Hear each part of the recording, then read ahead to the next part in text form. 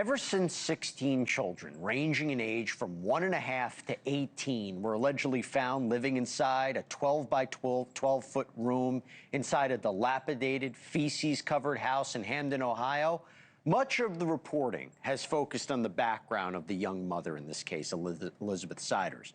But of course, as we know, Elizabeth Siders isn't the only defendant. She wasn't the only adult who was living in that so-called house of horrors. No, her husband, Gary Siders Jr., his parents, Gary Siders Sr., Christina Siders, they all live there too. They've all been arrested. They're all facing criminal charges. But now, LA Magazine contributor Lauren Conlin has been doing a deep dive into this case to learn more about the rest of the family, how it was possible for such alleged atrocities to go on for so long, and what she found out could change this case. Welcome back, Lauren. Good to see you as always. First, I just got to start with Gary Siders Sr. There's going to be an evaluation about the insanity defense, about competency to stand trial, which, by the way, is different than insanity. Just if he understands the case against him and can participate in his own defense. What's going on there?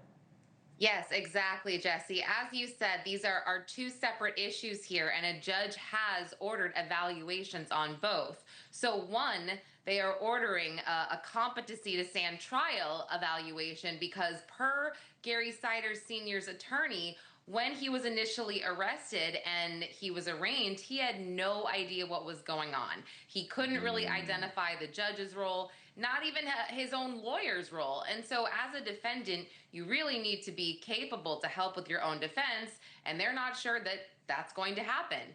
Additionally, the NGI plea is being explored because he will be evaluated to see if he was possibly mentally incapacitated during the time that this alleged crime occurred. Right. However, it does seem like, from what we know so far, this neglect or alleged neglect was ongoing. So we'll see what happens with that. But I mean, Right. Jesse, it does seem like, yeah, he might have some diminished capacity here. And that's interesting. For insanity, usually it's about one isolated incident. If you talk about a prolonged period of time, you have to show that he was insane throughout that whole period. Let me ask you this, because the way this all started, right, early reports suggested that the first search, how this was all discovered by police, right, stemmed from a warrant for Gary Siders Jr.'s public indecency case. But I understand you learned that might not be accurate?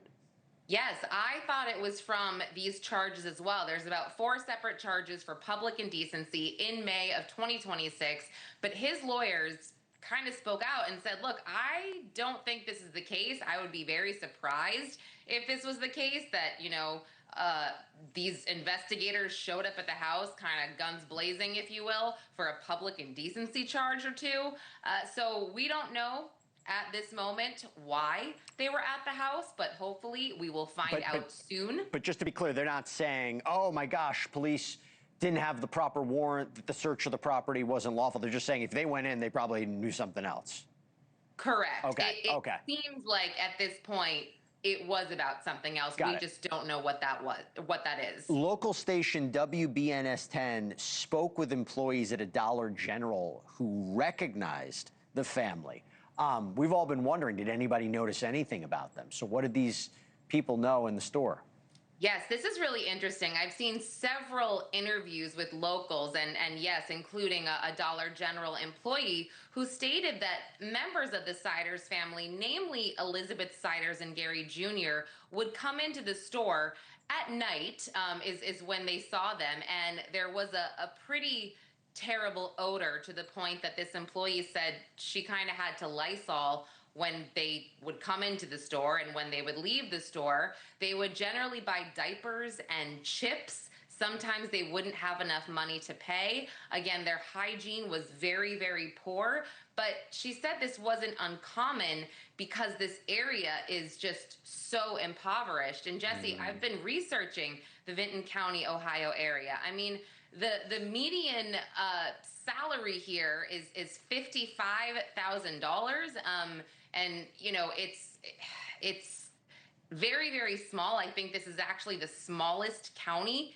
In Ohio, additionally, only 13% of people there are college graduates. And I wonder if that's going to be a defense. What else did you expect us to do? It's not like we were neglecting the children. This is the best we could do given the circumstances. We have 30 seconds, Lauren. You've reviewed Facebook posts from the niece of Gary Sr. and Christina.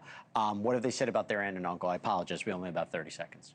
Yeah, I mean, the niece is kind of speaking out, saying it doesn't seem like her aunt and uncle would neglect these children. So she's kind of thinking, is something wrong with them mentally? She did say in her experience that Gary Siders Jr. could do no wrong. He was, kind of like the golden child, if you will. So, I think that, again, I'm tracking everything on Facebook. I'm tracking what the family says. But until law enforcement confirms certain aspects of this case, so much is still unknown.